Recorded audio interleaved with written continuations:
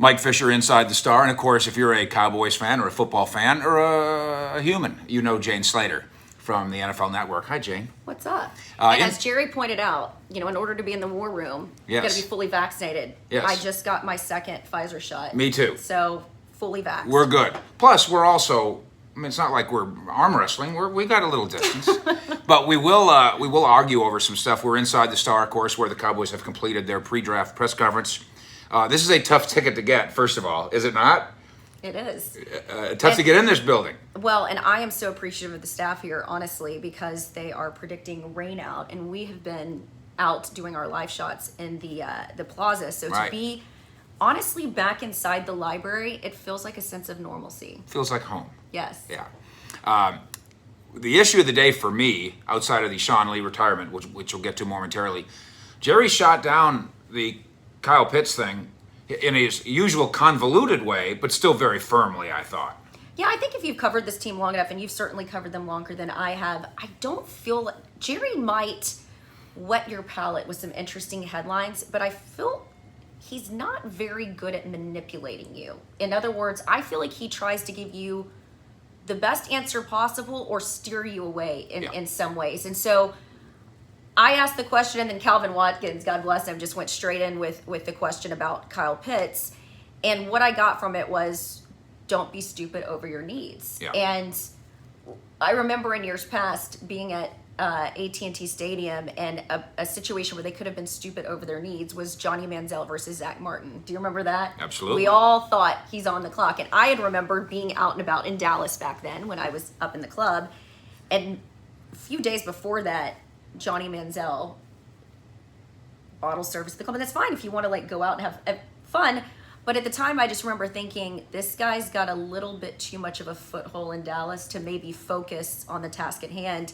And wisely, that room convinced him to move on. And Zach Martin, who's going to be a Hall of Famer. Worked out okay. Yeah. And then I look at Paxton Lynch. That's another one. Where is Paxton right now? He's probably applying for one of our jobs. With all due respect to Paxton Lynch. And so my point in bringing that up is then they held tight, and then they got Dak Prescott in the 4th round of the draft that year. So things have worked out for them. And I do think the one thing that Jerry threw out in the press conference, Mike, was I had Stephen Jones go over the cap with me, and the cap and its relation to the value of free agents in relation to the draft. In other words, we've got 10 picks this year. As Mike McCarthy put it, they're missing 55 years of collective experience as a result of the veterans they lost this year, guys who went on to other teams, guys that retired.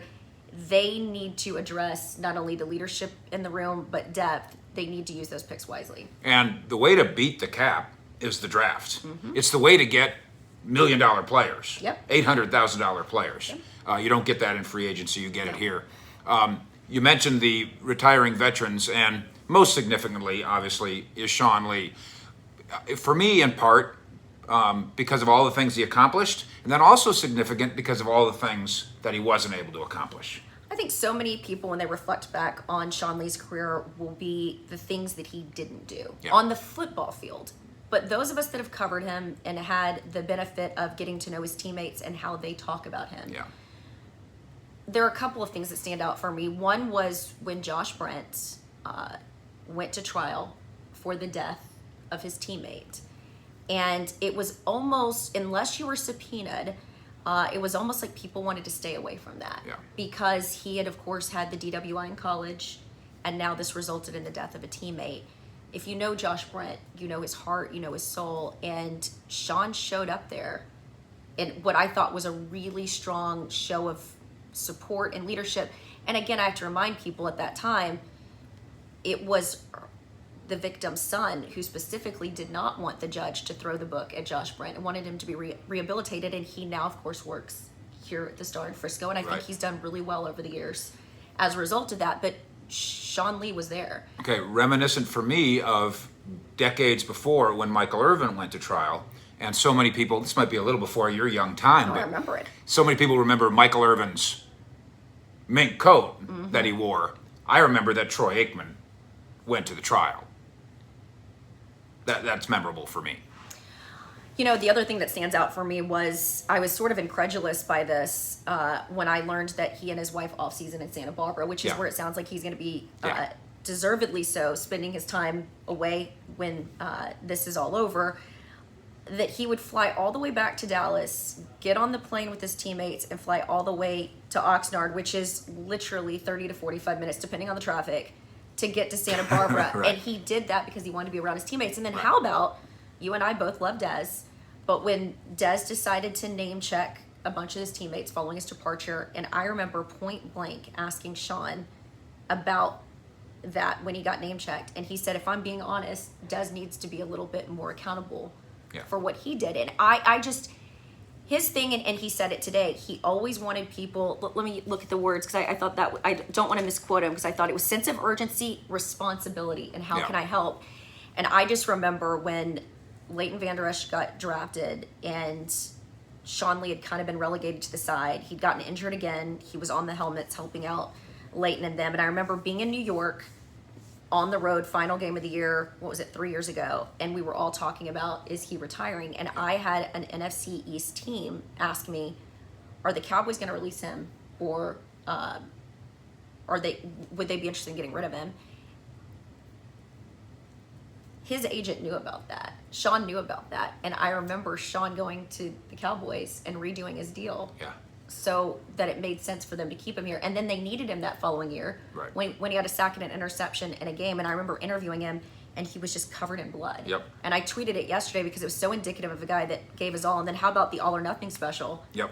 When the final shot after a dismal season, that was the season they said goodbye to Dez, and things just weren't going right after the 13-3 run. There he is on New Year's Day watching tape ahead of the next season. And you're a TV star, so you know just what I'm talking about, and it's not an insult. But that could have easily been manipulated. Oh, it could have been a stage shot. You could have picked anybody to say, let's make him look like a hero. Except that was really the guy that was really in the film room the day after the loss, for real. And let me pull the curtain back a little bit, just because I had such a respect for how he handled the Leighton Vander Esch. I wanted to do a sit-down piece with him, The Student Becomes the Teacher. And I pitched it to him and said, for me, this is goodwill for you, what you've done. And if other teams are interested, if the Cowboys decide to move on, he never wanted the spotlight on himself. And he politely declined.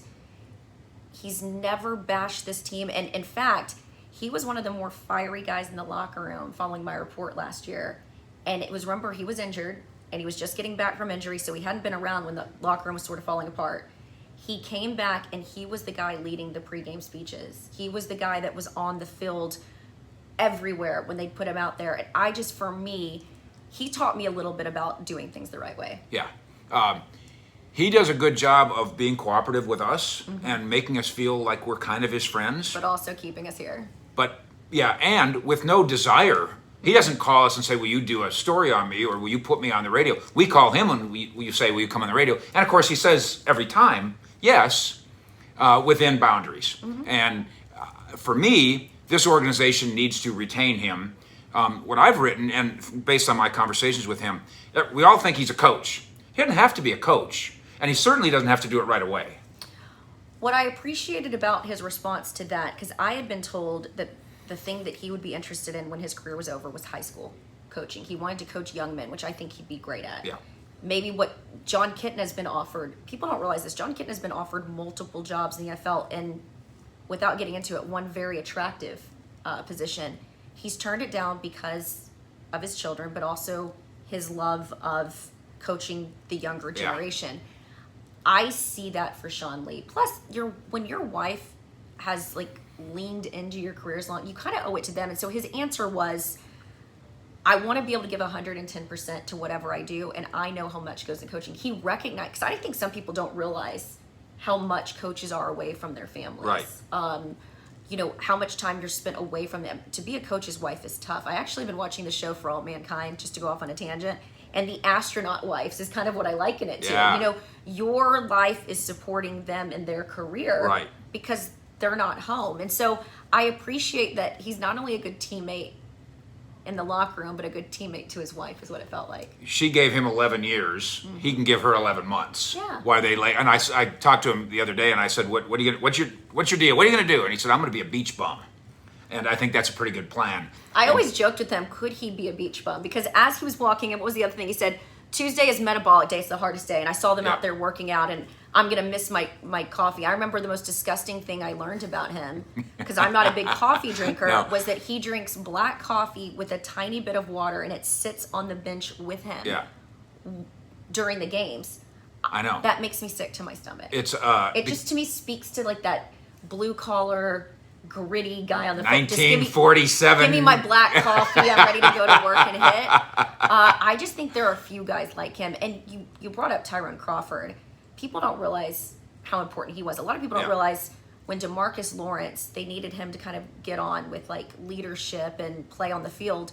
It was Tyrone who was getting him to ride his bike with him to the facility every single day. And I noticed when Tyrone, if you think about it, when this locker room had its issues, Tyrone and Sean Lee were not in there. Double hip, and he wasn't here, and they wouldn't let him travel, Crawford. They couldn't be on the sidelines this year because of COVID. I think the team was missing that. So I hope, and it sounds like Jerry is very cognizant of this, I hope that they're able to replace those guys. And I love that Sean said there's a bunch of guys that can be leaders. I love the reporter asked it because a lot of us have asked it. Right. And we haven't gotten the answer that you normally would get, which is Sean Lee. Yeah. Sean Lee is your captain, not only of defense, but on this team. And you and I, and there's some of a disagreement in the media, you and I are on the same page, I think. I'm pretty sure. Everybody in the locker room, and everybody in every locker room thinks, oh, we're good leaders. We're a brotherhood. We're special. And you and I have been on the same page in suggesting that maybe they only think that. How do they know that they're good leaders with a brotherhood? Well, I thought it was interesting too what Stephen Jones said is a lot of guys can say, I'm a great leader, but what do your actions suggest? Yeah. And actions with Sean Lee were one of the first guys in the building, one of the last guys in the building, copious amounts of film watching.